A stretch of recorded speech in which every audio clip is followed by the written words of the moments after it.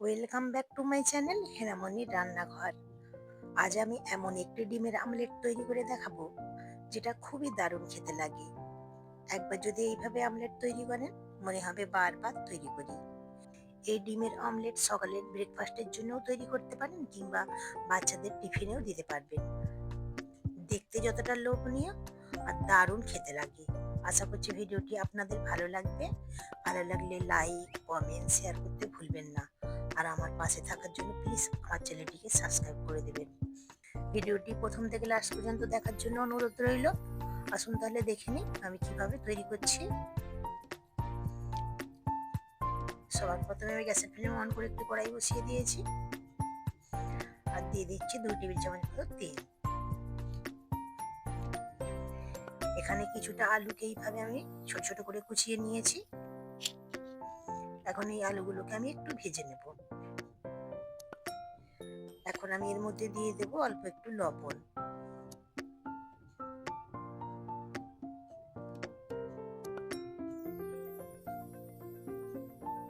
আবার নেড়ে চড়ে একটু ভেজে নিচ্ছি। লাল লাল করে ভাজার দরকার নেই, অল্প একটু নেড়ে চড়ে ভেজে নিলেই হবে। এখন আমি দিয়ে দিচ্ছি 1 কাপের মতো পেঁয়াজ কুচি, ছোট ছোট করে কুচিয়ে নিয়েছি। এখন আলুর সঙ্গে পেঁয়াজটিকে আমি একটু ভেজে নেব।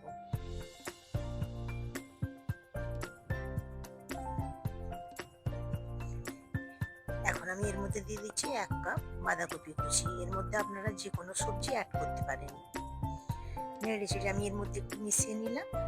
এখন আমি ঢাকা দিয়ে দিচ্ছি। গ্যাসের ফ্লেম একদম লোতে রেখেছি যাতে সবজিগুলো একটু গলে যায়।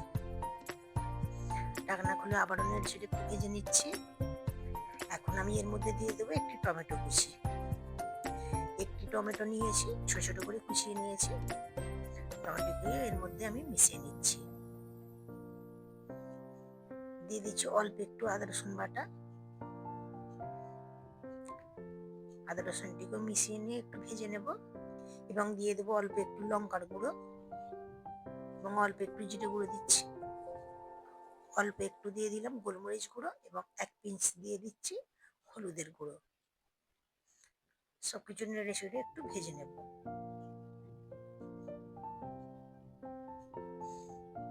মশলা একদম অল্পই দিতে হবে এর মধ্যে। সমস্ত মশলা আমার ভেজে নেওয়া হয়ে গিয়েছে, আলুটা গলে গিয়েছে। এখন আমি নামিয়ে রেখে ঠান্ডা হওয়ার জন্য রেখে দিয়েছি। এখানে 4টে ডিম নিয়েছি, দিয়ে দিলাম স্বাদ মতো লবণ, অল্প একটু গোলমরিচ গুঁড়ো দিয়েছি। সবজির মধ্যে লবণ ছিল তাই লবণটা একটু বুঝে শুনে দিতে হবে। এবং এর মধ্যে দিয়ে দিচ্ছি ধনেপাতা কুচি এবং দিয়ে দিচ্ছি 2টি কাঁচা লঙ্কা কুচি। বাচ্চাদের জন্য যদি তৈরি করেন তাহলে কাঁচা লঙ্কাটা স্কিপ করে দেবেন। এখন আমি সমস্ত উপকরণ ভালোভাবে ডিমের সঙ্গে মিশিয়ে নিচ্ছি। মিশিয়ে নেওয়া হয়ে গিয়েছে। এদিকে যে সবজিগুলো ভেজে রেখেছিলাম সেগুলো ঠান্ডা হয়ে গিয়েছে। এখন ডিমের মধ্যে আমি অ্যাড করে দিচ্ছি।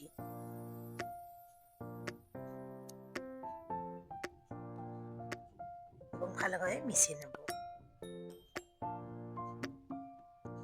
আমি সুন্দরভাবে মিশিয়ে নিয়েছি। এখন আমি আমলেটটিকে ভেজে নেওয়ার জন্য এখানে গ্যাসের ফ্লেম অন করে কড়াইটি বসিয়ে দিয়েছি। দিয়ে দিলাম 2 টেবিল চামচ মতো সাদা তেল। তেলটি গরম হয়ে আসলে আমি ডিমের মিশ্রণ এর মধ্যে দিয়ে দিচ্ছি। চারিদিকে এইভাবে একটু স্প্রেড করে দিচ্ছি।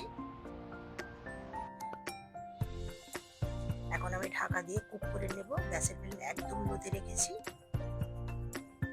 2-3 মিনিট পর আমি ঢাকনা খুলে নিলাম। এখন আমি এইভাবে একটু ছাড়িয়ে নিচ্ছি সাইডগুলো।